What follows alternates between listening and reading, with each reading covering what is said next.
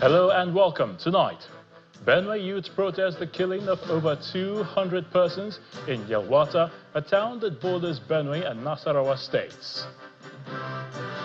Wanted kingpin Ado Aleru attends peace dialogue with communities in Katsina State to explore ways of ending hostilities between herdsmen and farmers in the area.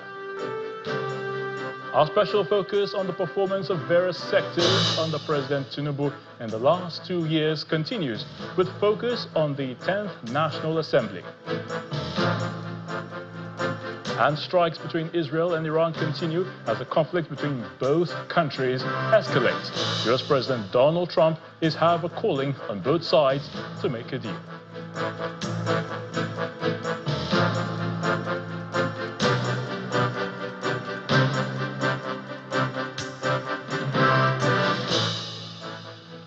We begin in Benue State, where Governor Hyacinth Alia has confirmed the killing of 59 persons at Yelwata by suspected herdsmen from Nasarawa State. Addressing journalists at the government house, Governor Alia says the figures is a product of physical headcount by security agencies working with families of those killed, as all the security services have been at a meeting to ensure the figures are factual. Among those killed are military personnel and the civil defense personnel who fought to defend Yelwata against the attacks. Governor Hyacinth Alia also gave some credit to his Nasarawa State counterpart, who shared some intelligence on the killings, which also left one woman dead on the Nasarawa axis. The governor gave the details when he received a report from the panel of inquiry on the militia activities in Sankera axis and pledged to commit to the appropriate authorities and investigate persons indicated in the report to ensure peace returns to Sankera. We lost quite a number of lives. When I say the official figures we have include those who are right on the ground, the DSIs, the military, and the police. Then we also try to do some head counts. So once we get from those angles, we target official report. And as we speak, the official reporting, we have all received, and we compare notes. We had some meeting all through the night yesterday, and then this morning with a physical meeting as well. And the official figures, all security heads, was 59 with the head counts. With enlistment of the affected families and individuals. Now that the report is in, we'll move very quickly to set up a 5-man panel to produce a white paper that would take up the recommendations in the report. So the report, and particularly the 5-man panel that would produce the white paper, would enable us now to know who the culprits are, to know who the sponsors are, to identify the victims, and to see where justice would be applied. Still in Benue State, several youth stormed the Worukum food basket roundabout to protest the alleged killing of over 200 persons in Yelwata, a town that borders the state with Nasarawa State. However, tensions rose following the deployment of tear gas to disperse the protesters by policemen. The protesters also rejected attempts by the Deputy Governor of Benue State, Mr. Sam Ode, to address them.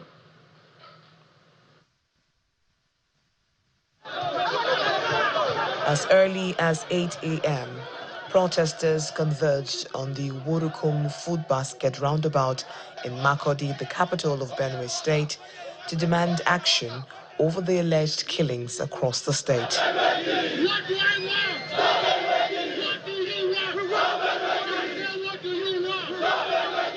The latest killing happened in the early hours of Saturday, June 14, in communities under Guma local government area of the state. Before then, there were reports of killings in other parts of the state, including Gweri West and Apa local government area of the state.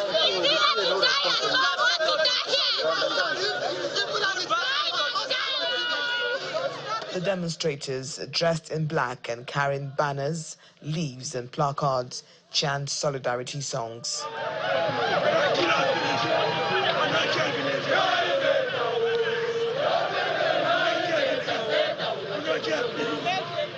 Initial attempts to stop them by security agencies, including policemen and soldiers, was rebuffed by the youth.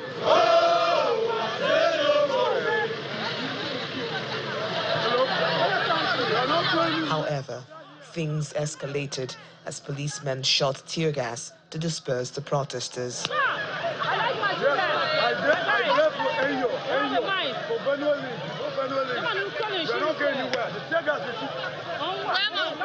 The protesters remained defiant, calling on President Bola Tinubu and Governor Hyacinth Alia to take action. Yesterday, over 200 people were killed in their sleep. What kind of a thing is this? And Mr. President is quiet. The governor is quiet. These people are not asking for political alphabet. They are just killing people in their sleep. We've been running from our ancestral home to Makodi. Coming to Makodi, people have been running again from Agan to Yellowater to this place. And the Makodi itself is not safe. The other day it was not back here. Where are we running to? We continue running from these headers. Things got emotional as the protesters mourned the death of their loved ones. They also lamented their inability to take laws into their hands. We need to stay alive. We want to just live. Right now, we are pleading for our lives. If the security agencies cannot protect us, they should give us the right to protect ourselves. Attempts by the deputy governor to pacify them is resisted.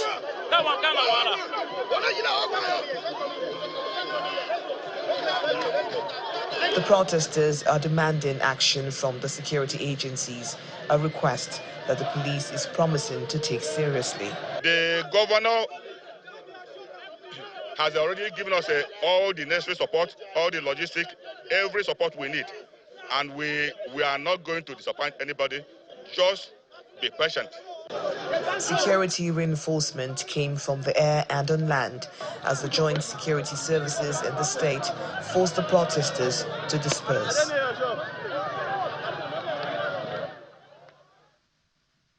Meanwhile, President Bola Tinubu has directed security chiefs to implement his earlier directive to bring lasting peace and security to Benue State. President Tinubu renewed his order in the wake of the latest round of reprisal attacks that led to the death of many people in the state. A statement by the presidential spokesman, Bayo Ononuga, says on the president's directive, intelligence chiefs, the police and the military have arrived in the state to direct security operations and restore sanity.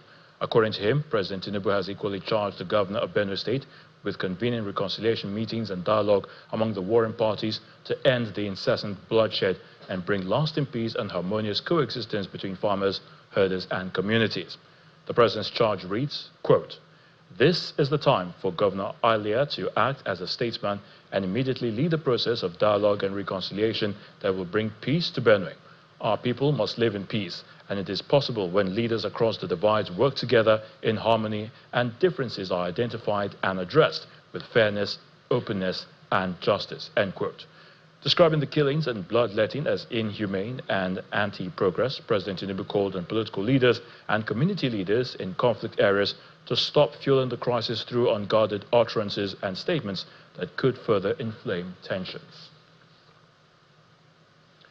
From the killings in Benue to another situation, this time in Plateau State, where a combination of youth organizations there are demanding for thorough investigation and prosecution of perpetrators of the heinous crimes that have left several communities deserted, with houses burnt, property destroyed, and lives lost due to attacks from suspected killer herdsmen. The youth are appealing to the government at all levels to fulfill their constitutional responsibility of protecting lives and property and avoid a situation in which the youth might resort to self-help in defense of their ancestral homes. Renewed attacks in some communities in Bokos, Mango, Riom, and Bassa local government areas of Plateau State have left at least 20 persons dead, burnt houses, and destroyed livelihood.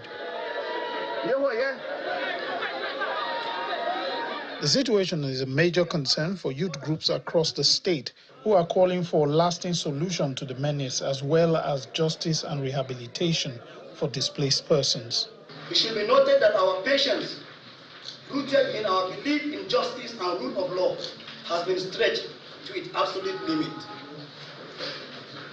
Lamentably, the pattern of these attacks has recently escalated to an unprecedented level of coordination and sophistication that we have witnessed as a people in the past weeks. We will not allow people to come and be taking over our land. Because as I'm talking to you, if you go to, I believe all of you journalists that are here, you heard about Mahanga. Are you aware that the helicopter used to drop in Mahanga? Is it the presidency that is in Mahanga? Who are they going to Mahanga to see? And what are they dropping in Mahanga? I want to tell you, government must declare Mahanga as a terrorist hideout.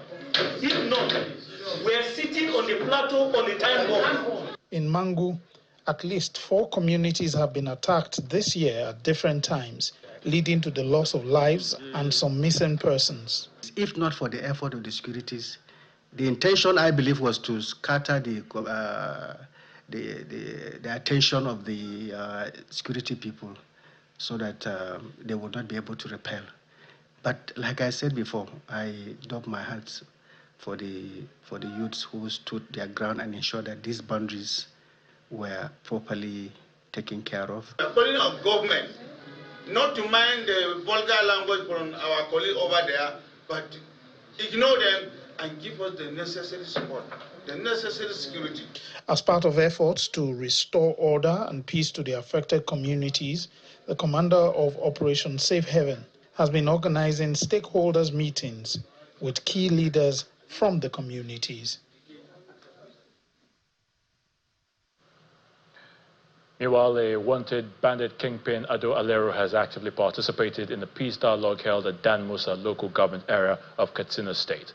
The 52-year-old Ado Alero, who is considered as a notorious leader of bandit groups terrorizing Katsina and Zamfara states in the northwest, is in particular wanted for killing over 100 residents of Kadisau village in Faskari local government area of Katsina.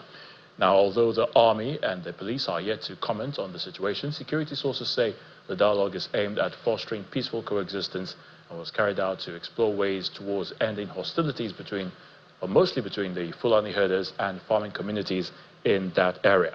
They explained that during the meeting, Aleru, who is still on the security wanted list, reportedly addressed stakeholders where he explained measures to promote peaceful coexistence in the northwest region. Aleru, who had earlier gone into hiding after security forces intensified an onslaught in the Safe local government area of Zamfara state, had been for quite some time linked to deadly attacks across Katsina and Zamfara states. The meeting was attended by officers of the Nigerian army, community leaders, and several bandit groups, and including the Aleru's Camp faction. In part 2 after the break, a Bank of Industry Managing Director Olashopo Olusi says Nigeria must realign its processes to foster a process that harmonizes policies, partnerships, and platforms to unlock opportunities. Please stay with us. Welcome back. If you've just joined us, you're watching the news at 10 on Channels Television. A reminder of our main stories. Benue youths protest the killing of over 200 persons in Yelwata, a town that borders Benue and Nasarawa states, as President Bola Tinubu orders security chiefs to restore peace in the state. A wanted kingpin, Ado Alero, attends peace dialogue with communities in Katsina State to explore ways of ending hostilities between herdsmen and farmers in the area.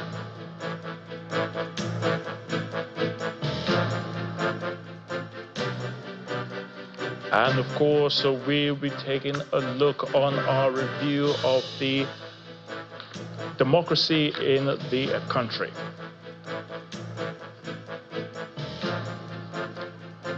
And strikes between Israel and Iran continue as the conflict between both countries escalates. US President Donald Trump is, however, calling on both sides to make a deal.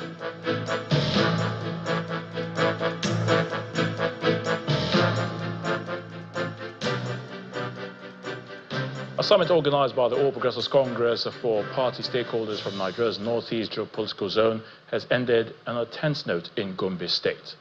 Delegates from Adamawa, Bauchi, Borno, Gombe, Taraba and Yobe states were in attendance, as key highlights included speeches by Governors Mai Mala Buni of Yobe, Babagana Zulum of Borno, and Inwa Yahaya of Gombe, who all praised President Bola Tinubu's leadership, particularly commending him for supporting a Northerners' 8-year presidency. Now, the three governors collectively endorsed President Tinubu for a second term, urging the North to return the favor in 2027.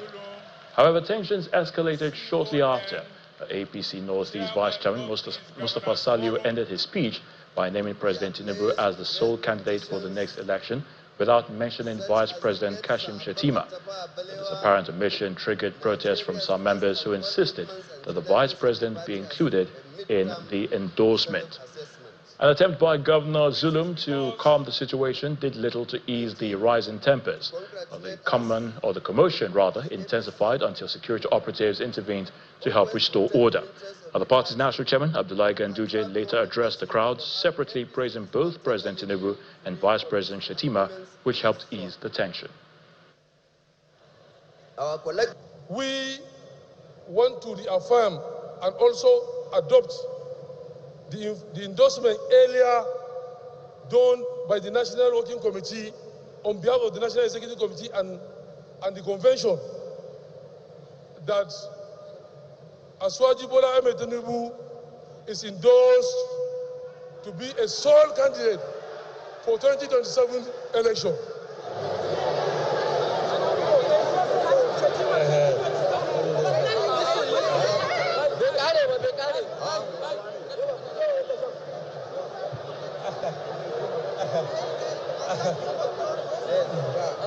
Kai, quiet now.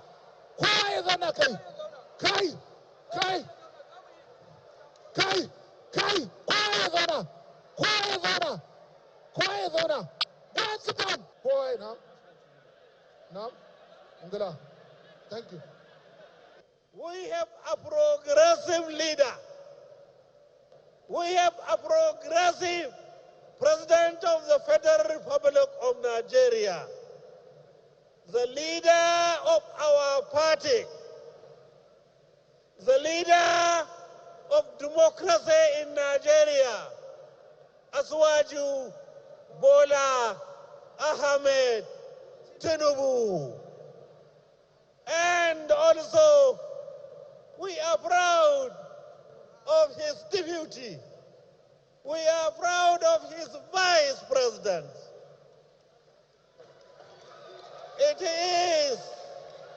is one ticket according to the Constitution of the Federal Republic of Nigeria. Now, recently, the 2025 Democracy Perception Index was launched. Well, the Democracy Perception Index is the world's largest annual study on how people perceive democracy. It includes perception of countries and leaders, government ratings, security, and defense. This year's report offers an unprecedented comparison of global attitudes towards democracy across 100 countries.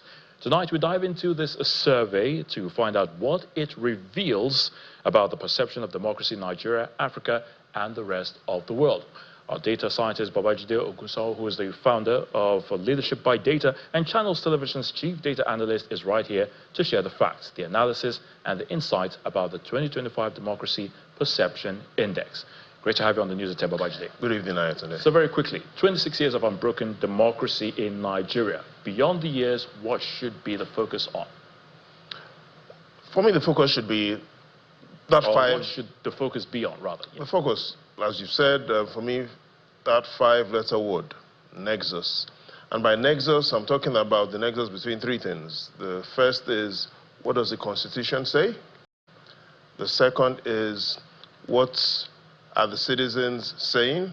And the third is, what are citizens around the world saying?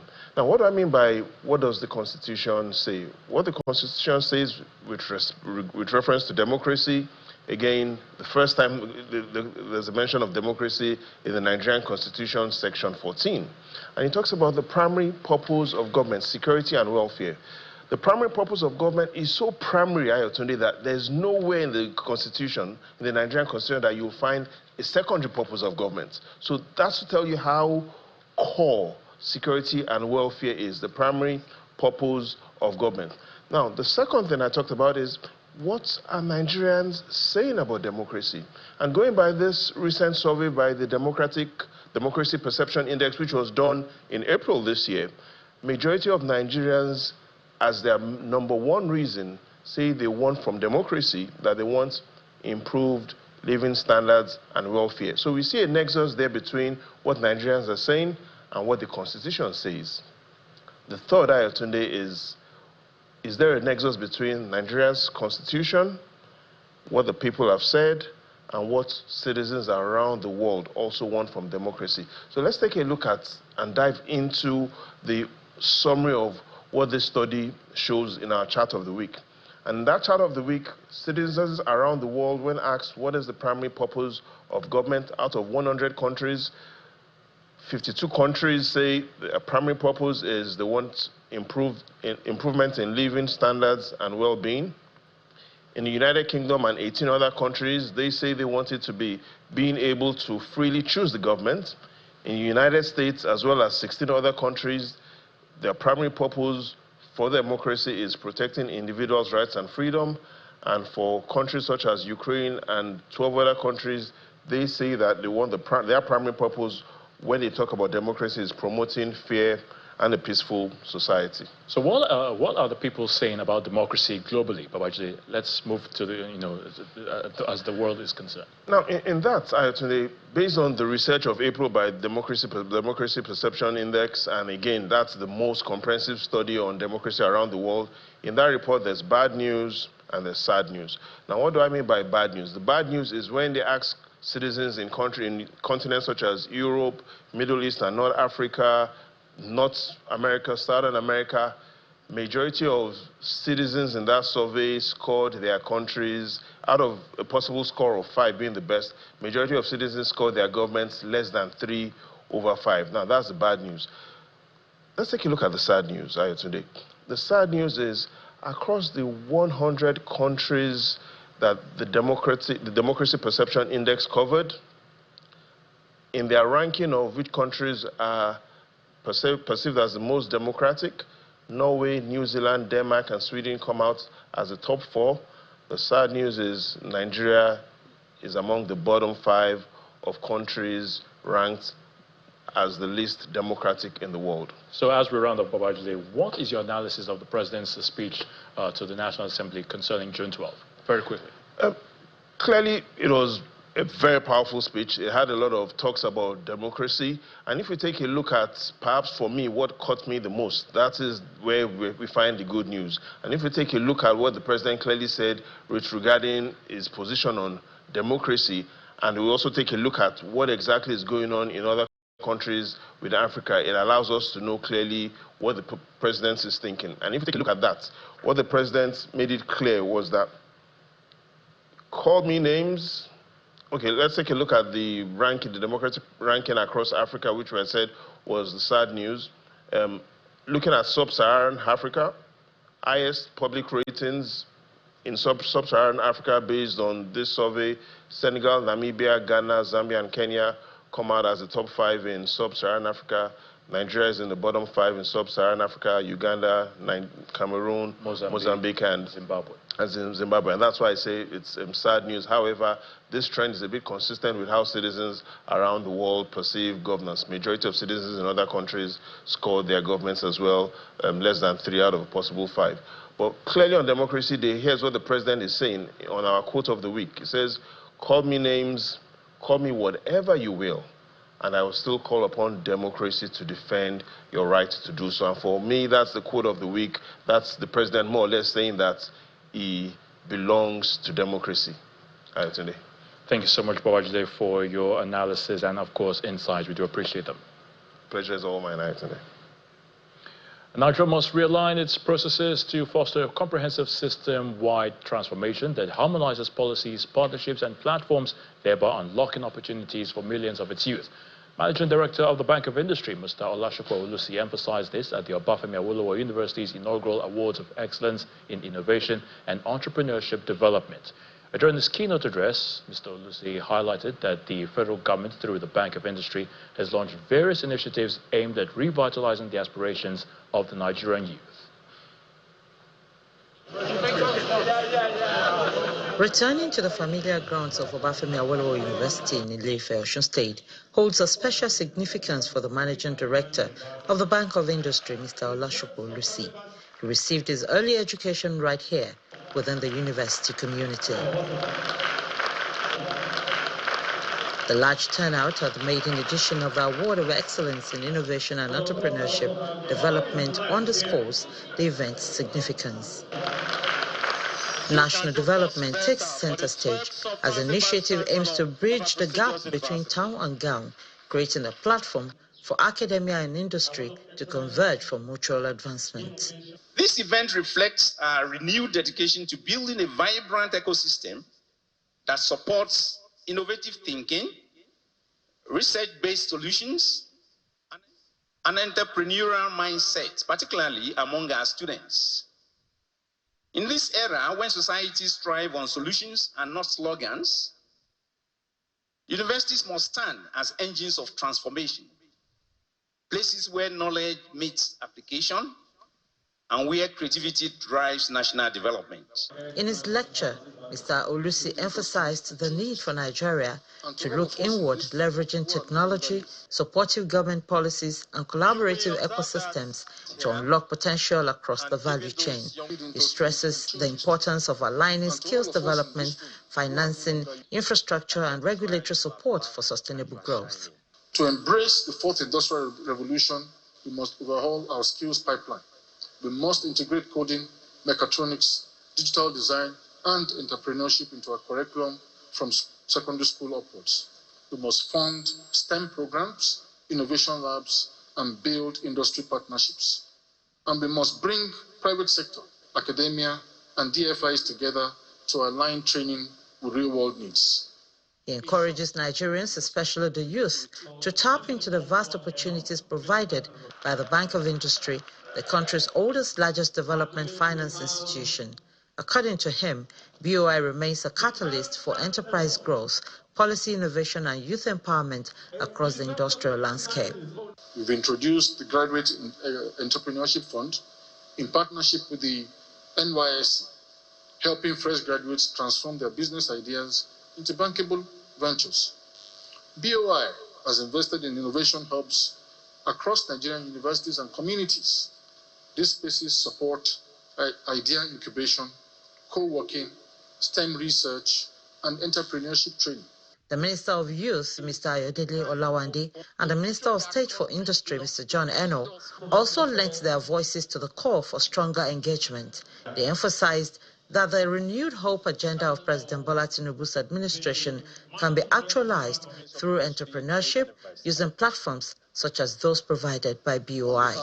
This is the kind of country we want, whereby the President of the Federal Republic of Nigeria recognizes the edge that can really transform and give the renewed hope to the country. The future of our country belongs to industry, belongs to entrepreneurship. It doesn't belong in government or government-paid jobs. And that's why this award is quite unique, an award for excellence in innovation, excellence in entrepreneurship. Congratulations once again. Mr. Olusi also revealed that the federal government is working towards establishing a youth bank, a specialized institution focused solely on entrepreneurship support for startups and scaling small businesses. Bukola Oriowo, Channels Television News. Still ahead on the news at 10, National Drug Law Enforcement Agency, the NDLEA, arrests Iran-bound businessman for ingesting 53 wraps of cocaine. Please join us again.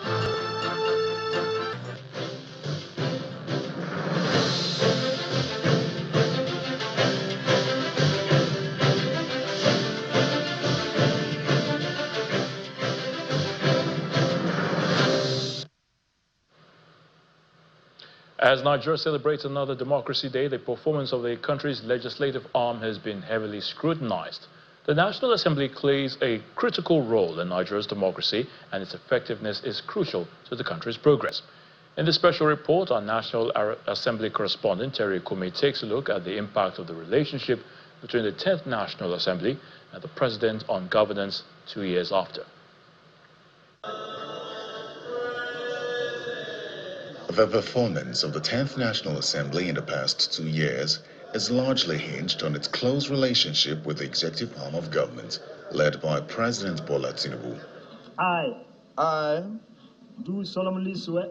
The influence of the President and the ruling APC and the emergence of the leadership of both the Senate and House of Representatives is the key pointer to concerns around the effectiveness of the National Assembly, giving rise to the tag rubber stamp. History teaches us that nations make the greatest progress when the executive arm that governs us has vision and the legislature guides with wisdom.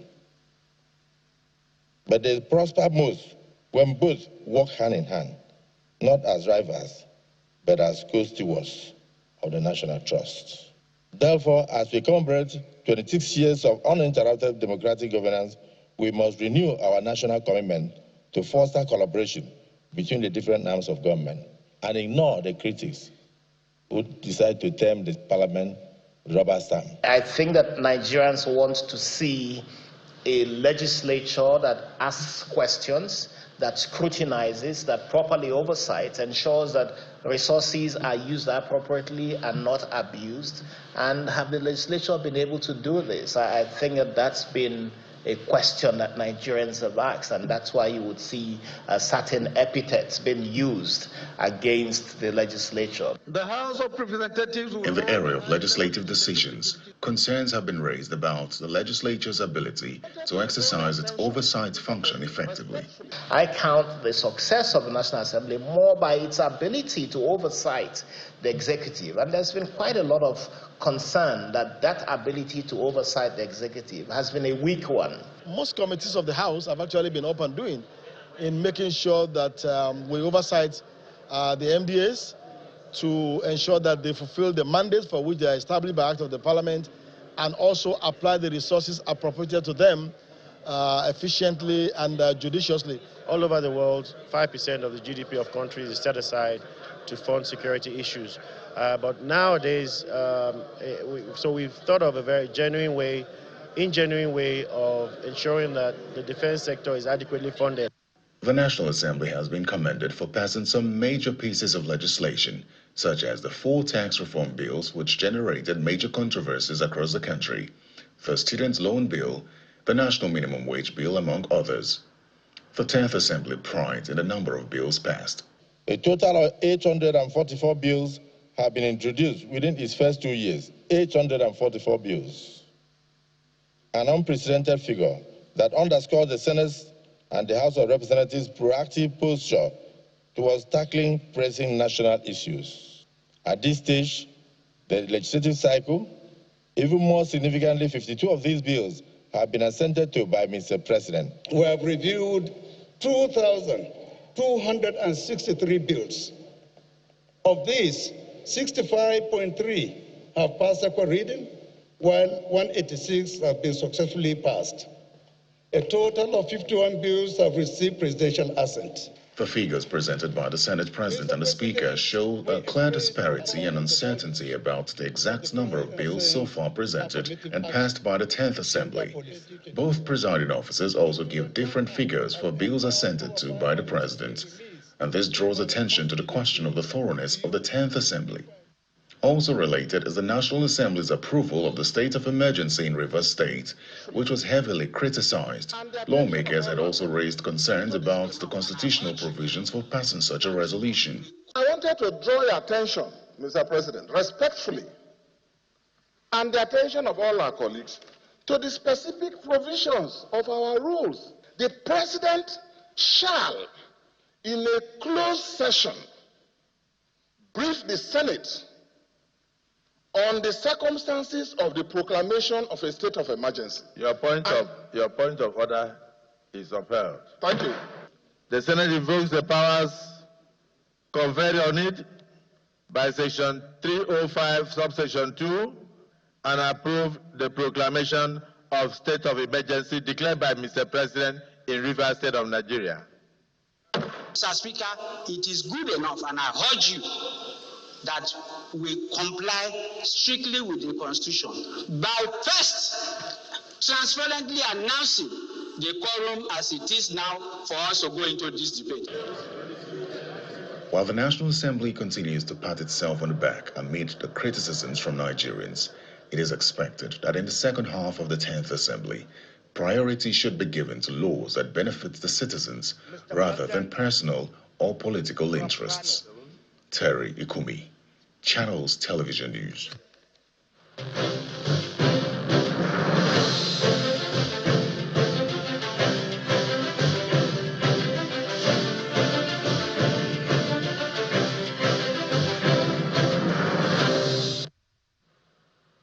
And now to health. With 150,000 children born annually in Nigeria with sickle cell disorder and up to 90% not making it to their 5th birthday, the burden of sickle cell disorder has become a national emergency.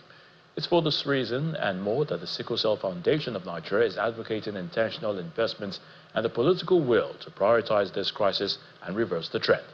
At a virtual panel discussion to mark World Sickle Cell Day 2025, the foundation, stakeholders and panelists harped on the need to take more action to transform sickle cell care through innovation and equity.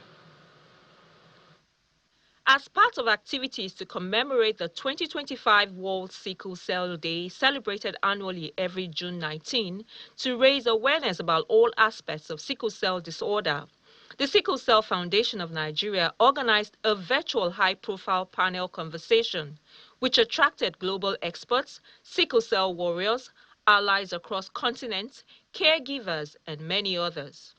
With the theme of Future Within Reach, Transforming Sickle Cell Through Innovation and Equity, the National Director of the Sickle Cell Foundation opens the conversation with a call to action. As a physician who has traversed the corridors of clinical practice, public health leadership, and policy dialogue for several decades, I have listened, not simply with a stethoscope, but with feelings of the mind and also with intent. And what I hear from the global sickle cell community, not only Nigeria, across the world, is that enough is enough. Enough is fragmented responses. Enough is policy apathy. Enough of barriers to treatment and to care, particularly those that are coming up now.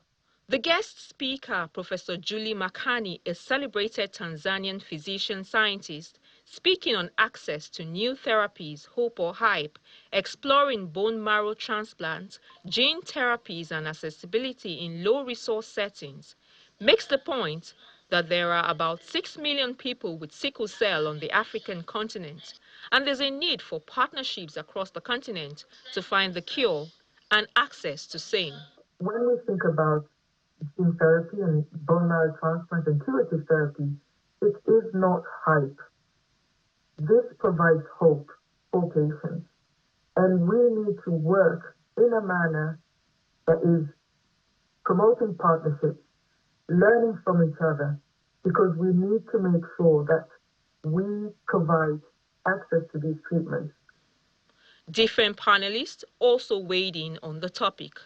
Now, while we talk about curative and novel therapies, we need to bear in mind that for a long time to come, the mainstay of management of sickle cell disease is going to be at the primary care level, so we can reach all the warriors who live in remote and rural areas. So I would challenge us that we know how to do bone marrow transplant.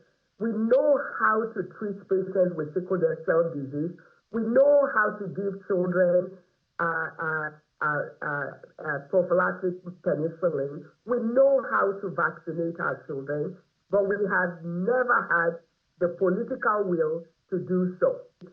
I am hoping that all of you who are stakeholders will demand that the Nigerian government step up to take care of patients with sickle cell disease. This conversation is a call to action for all stakeholders and governments to play their part well in being a part of the solution. In Kaduna State, Governor Uba Sani has reaffirmed his administration's commitment to strengthening the traditional institution, noting its vital role and importance to governance, security management, and grassroots development. Governor Sani, who made the reaffirmation at the coronation and presentation of staff of office to Chief Ishaku Sambo as the fifth paramount ruler of Morua Chiefdom in Kaura local government area of the state, says his administration has adopted a multifaceted approach to tackle insecurity through the collaborative efforts of both the government, security agencies, and traditional rulers.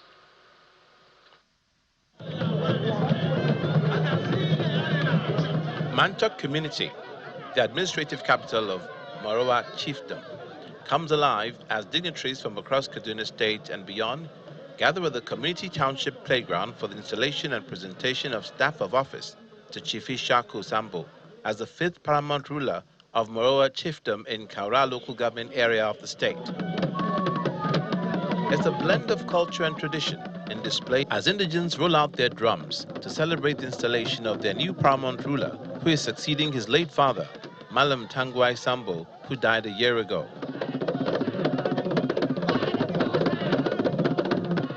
Governor Obasani and his deputy, Dr. Hadiza Balarabe, are among the many dignitaries present at the colorful ceremony. As a ministry saddled with the responsibility of overseeing affairs of the 23 local government councils and 35 chiefdoms and emirates in the state, as well as ensuring governance of the grassroots level, our focus remains steady, advising government on areas that require adjustment and reforms in order to empower traditional institutions. Chief of Morua. The installation begins as the new king takes the oath of office in line with the laws governing traditional institutions in Kaduna State. The governor then presents him with the staff of office, signifying his official recognition as the paramount ruler and a first-class chief in the state. Here he is, a memorable woman, photographers. In his speech, Governor Obasani urges the new royal father to rule with courage, compassion, by upholding the values of justice, fairness, and service, which his late father was known for. Your Highness, your appointment is more than a title. It is a trust, a testament, and a tax. It is a trust handed to you by your people and sanctioned by the laws of Kaduna State. It is a tax that demands courage, clarity, and commitment. The governor also pledges his administration's commitment to strengthening the traditional institutions, given their vital role in security management and grassroots development. That our administration will continue to support our traditional rulers to help them continue to carry out their duties effectively. In his acceptance speech, the paramount ruler vows to rule his people with fairness and equity as he pledges his support to the government.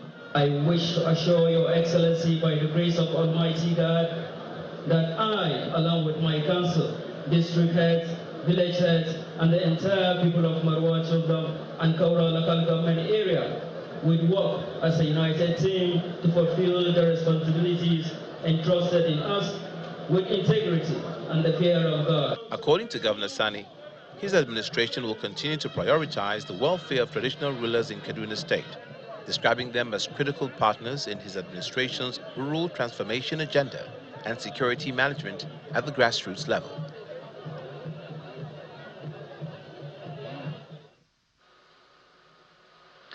The National Drug Law Enforcement Agency, the NDLEA, has announced the arrest of a businessman, a 44-year-old Ezemokwe Chukwebuka, for ingesting 53 wraps of cocaine at the Port Harcourt International Airport. In a statement signed by the Director of Media and Advocacy of the agency, Mr. Femi Babafemi, the suspect was arrested on Saturday, June the 7th, while trying to board a Qatar Airways flight flying to Tehran in Iran via Doha. Now, the statement explains that the arrest is coming barely 2 weeks after operatives of the NDLEA at the Malam Aminu Kano International Airport, Kano, intercepted a 60-year-old businessman, Chinedu Kibu, with 65 pellets of cocaine in his stomach. Nigeria's film industry continues to be a hub of creativity and innovation, brimming with untapped potential.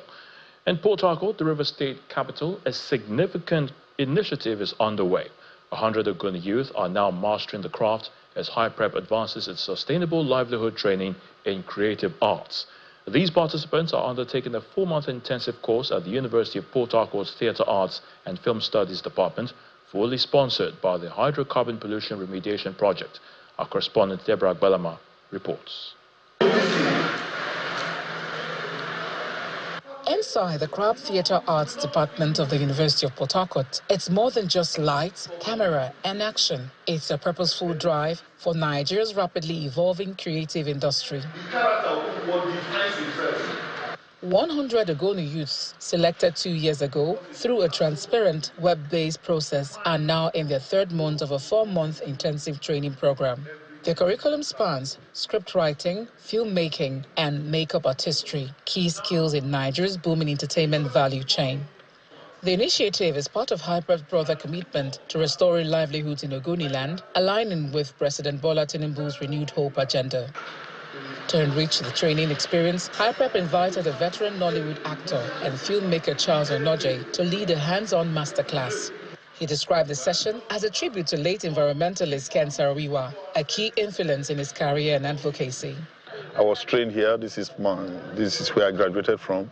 Then 2, having to interact with such a large congregation of Ogoni youths, because my journey in this industry was predicated upon my chance meeting with the late Ken Saro-Wiwa, who saw me and told me he believes I could be an actor. With exposure to seasoned professionals and practical sessions, these young creatives are now better equipped to tell their own stories and contribute meaningfully to the industry. We made sure that they told stories from their places, and we are going to go into filming of those 4 stories after the masterclass week. So I believe that, again, what we do here is that we learn on the job. I believe that after this masterclass week, and as they go into the production, many of them will begin to identify areas where they can find strength. As the training draws to a close, participants remain hopeful that this opportunity will unlock new pathways. The training so far has been very good. I've learned so many things on how to write scripts, and after the training, I hope to be independent and a very good script writer. To me, this is one of the best packages I have ever done so far. They are trying. Beyond creative arts, High Prep has launched additional programs in mechatronics, seafaring, and aviation, with plans to expand into geographic information systems and full-stack development. For High Prep, initiatives like this are closing the gap between potential and opportunity, empowering Ogoni youths with relevant future-proof skills. Deborah Abalama, Channels Television News. In sports news, former first vice president of Nigeria Football Federation, Mr. Seyi Akinwumi, says the Super Falcons have always been a formidable team at the Women's Africa Cup of Nations. The 9-time African champions finished 4th at the last Women's Africa Cup of Nations. And Mr. Akinwumi, however, believes the ladies can reclaim the title in Morocco with the right support. The Falcons themselves, irrespective of who's in power, as far as football is concerned, are a phenomenon themselves. So, yes, the administration makes a great difference, but they are conquerors anyway. And I think that they will continue to be conquerors. However, I think that we need, sport generally, as we're doing here, has gone beyond just being on the pitch. I think there needs to be a lot of verve around it, a lot of visibility around it for the team and for the individuals in the team. FC Bayern Munich showed no mercy to amateurs Auckland City at the FIFA Club World Cup, beating the Minnows from New Zealand 10-0 in their opening Group C game, as Jamal Musiala came off the bench to score a second-half hat-trick. Now, Kingsley Coman, Michael Olise and Thomas Müller all netted twice, while Sasha Boy was also on target for the German champions in the game in Group C, which also features Boca Juniors and Benfica. Bayern play Boca in their next match in Miami on Friday.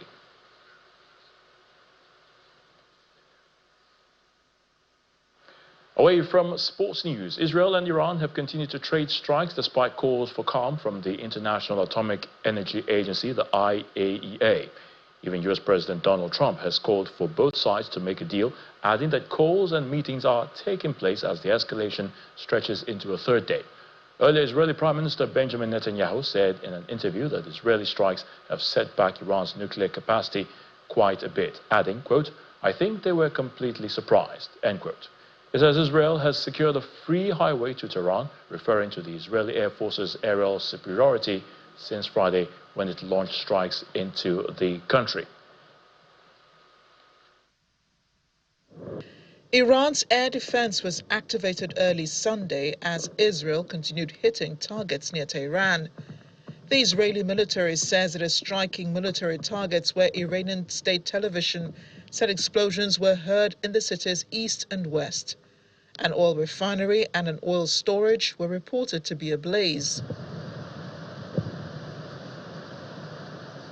A massive blaze was seen in southern Tehran following the Israeli strikes.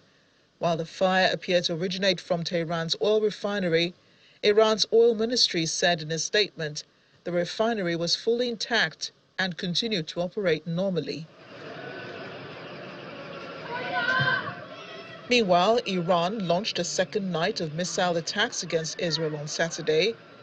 Various of what appeared to be missiles were seen over the sky above Jerusalem, and explosions were heard also in other parts of Israel, including Tel Aviv on Saturday.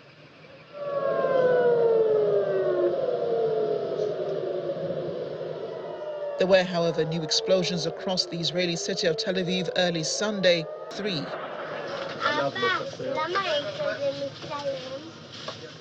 Residents of Jerusalem were at the shops stockpiling on supplies on Sunday, unsure what lies ahead this week because of the airstrikes. Rocket bombing in this amount, like 40 rockets and big rockets each night in multiple waves, and it's kind of scary going out at night. Planned talks on Iran's nuclear program, which could provide an off-ramp, have been cancelled, and the region braces for a protracted conflict following Israel's bombardment of Iran on Friday, killing several top generals and nuclear scientists.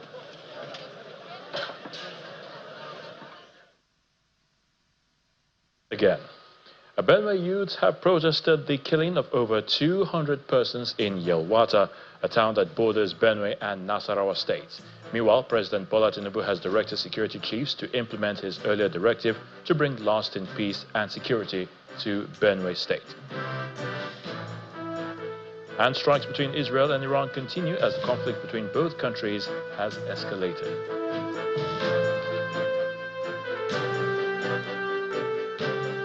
And that's the news at 10 tonight. Thank you so much for watching. I'm Ayo Sunday. From everyone here, have a good night.